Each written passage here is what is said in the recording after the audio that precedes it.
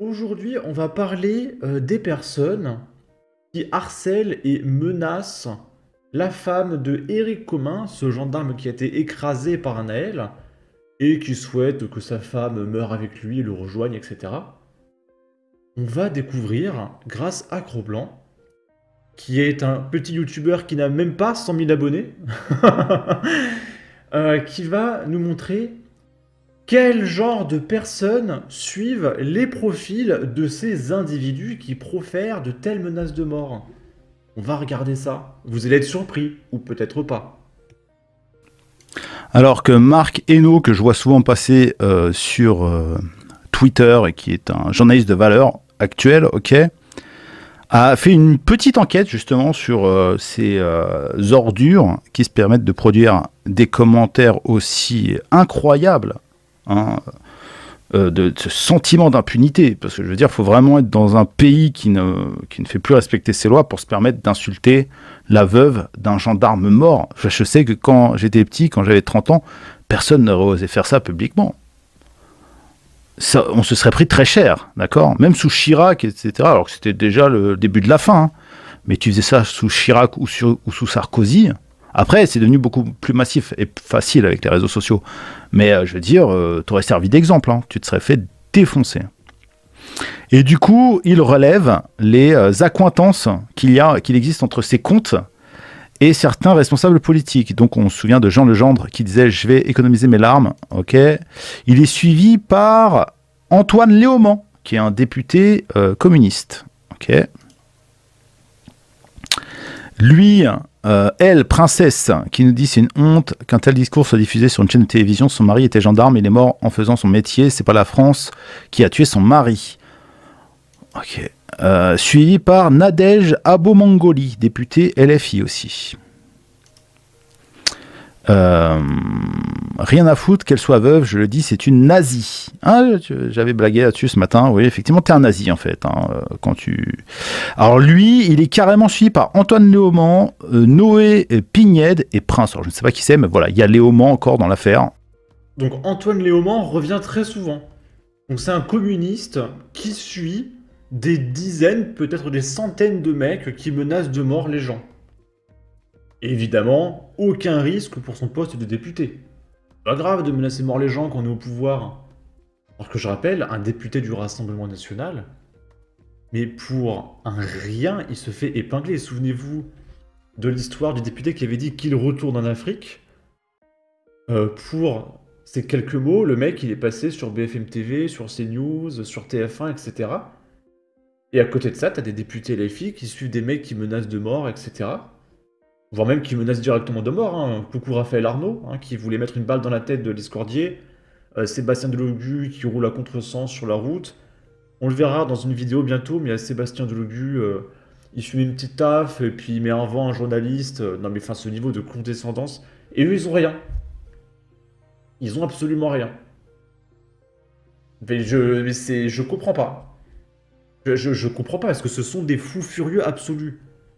Pourquoi on n'arrête pas ces gens-là? Parce qu'en plus d'être des fous furieux, ils sont à deux doigts de prendre le pouvoir. Parce que pourquoi le Rassemblement National se fait autant lyncher? C'est parce qu'ils sont à deux doigts de prendre le pouvoir. Mais les gauchistes aussi sont à deux doigts de prendre le pouvoir à Emmanuel Macron. Donc pourquoi ils ne les attaquent pas, Emmanuel Macron, comme ils pourraient le faire avec le Rassemblement National? Il faut les destituer, là, tous les Antoine Léaumont, on va le voir, Marine Tondelier, surtout Sébastien Delogu, Raphaël Arnaud, les mecs comme ça, il faut les destituer à un moment donné. Elle peut dire que la France a tué son mari, mais on peut pas dire que la France a tué Naël, mort de rire. Bon, ça, c'est stupide, mais c'est pas trop insultant encore. Marine Tondelier suit... Alors ce qui est bizarre, c'est qu'à chaque fois qu'on voit qu'il y a un député LFI qui suit un fou furieux, les mecs, ils ont 800 abonnés, 600 abonnés. Donc ça veut dire qu'ils suivent des mecs de niche, des petits harceleurs dangereux que personne connaît. Enfin, c'est très bizarre. Moi, je ne suis personne de non connu, c'est-à-dire qu'un random qui a 100 abonnés, qui menace des morts des gens, je vais pas le suivre, quoi. Ça m'intéresse pas. Quel est l'intérêt pour des députés LFI de suivre des fous furieux à 300 abonnés ou 500 abonnés? Je comprends pas. Et encore une fois, imaginez une seconde, qui est un mec d'ultra-droite qui dise un truc de fou. Si on voit suivi par Jordan Bardella, je peux vous dire que dans les 45 minutes qui suivent, le Rassemblement national est dissous. Mais là, il n'y a rien. Cette personne, ok. On est tellement en Allemagne en 1933. Ouais, bon, c'est le nazisme en fait, hein, de dire qu'il faut plus de répression pour assurer la sécurité. Marine Tondelier, encore une fois. Bon, 500 abonnés, encore une fois. ça, c'est un jugement de valeur, mais c'est pas... Pour moi, elle a appelé à faire une Pavel Gorgulov à tous les députés de gauche. Là, c'est pas forcément intéressant. On va avancer jusqu'à 13h40. Si longtemps. Et donc, Yel, c'est Léo Mans, encore une fois, un député. Encore une fois, 500 abonnés, hein, des mecs que personne connaît. Donc suivis par des communistes. LFI. Et président Gonzalo nous dit MDR, attends, rien à foutre, elle a un discours de merde, toutes les personnes en deuil ne l'ont pas. Et suivi par Marine Tondelier.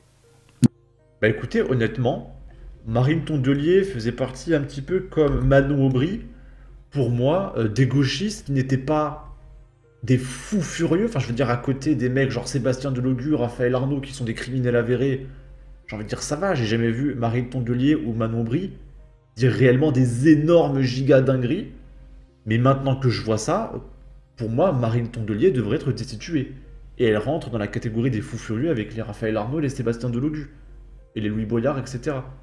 On peut voir qu'il n'y a toujours pas de Manon Aubry. Manon Aubry, je ne l'ai pas encore vu dire vraiment une giga dinguerie. Mais waouh, waouh, waouh, waouh. Là, c'est Marion Maréchal qui nous apprend que le criminel en question, donc on sait qu'il avait une dizaine de condamnations à son actif, mais le mec s'est vu renouveler son titre de séjour après ses condamnations. C'est-à-dire que son casier était, je sais pas, à la tête d'un dictionnaire, et on a renouvelé son titre de séjour avec son dossier. C'est génial.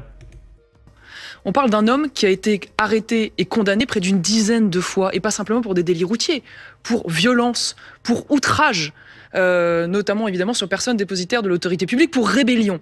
Donc c'était un délinquant multirécidiviste. Et malgré tout cela, son titre de séjour a été renouvelé en 2022. Je rappelle que le renouvellement d'un titre de séjour, c'est une décision administrative. Ce que répond Marion Maréchal, Gérald Darmanin, excusez-moi, à être dans le débat, c'est de dire qu'avant le vote de la loi immigration, il n'y avait pas l'arsenal législatif qui permettait de ne pas d'expulser cette personne, notamment parce qu'elle était arrivée jeune sur le territoire. Ça n'est pas vrai sur le renouvellement du titre de séjour. Mais qu'importe au-delà de ça, expliquer aujourd'hui que ça n'était pas anticipable, ça n'est pas vrai. Moi, je considère qu'aujourd'hui, quand on a un fonctionnement et un octroi de titre de séjour qui aboutit à ce que des personnes qui soient multi-condamnées voient leur titre de séjour renouvelé, c'est une mise en danger de la vie des Français qui est volontaire et qui est, d'une certaine manière, subie évidemment directement par cette femme. Donc, j'ajouterais même que c'est une mise en danger pour les étrangers. Parce que les étrangers qui arrivent en France, eux aussi, sont victimes de tout ça. Hein. Là, c'est Sardoche qui réagit du coup également à ça et à tout ce qui se passe autour de la gauche, qui dit « C'est ça l'extrême droite ?» Les gens voient l'expression d'une droite nauséabonde dans le message de désespoir d'une femme qui a perdu son mari. Parce qu'elle se demande comment celui qui est responsable de sa mort pouvait, en toute impunité, être libre de conduire sur notre territoire malgré les 20 lignes à ce propos dans son casier judiciaire. Je sais même pas quelle est l'origine du chauffard, je m'en fous et j'ai rien suivi, mais j'ai vu passer des dingueries sur cette femme, comme quoi elle est fasciste, raciste, etc., qu'elle mérite de rejoindre son mari, et la haine des réseaux a atteint un tel stade qu'on arrive à justifier toute violence ou haine sous couvert de spéculation des idées politiques de quelqu'un. Je suis dépassé, cette gauche nauséabonde n'est pas la vraie gauche, elle est en train de tuer notre pays. Si la gauche pouvait arrêter d'être la plus pure expression d'un populisme nauséabond, croyez-moi que je voterais à gauche. En tout cas, n'hésitez pas à donner votre avis, votre opinion, à partager, liker, commenter, ça aidera au référencement de la vidéo sur YouTube. Abonnez-vous, suivez-moi sur Twitter, prenez soin de vous, salut!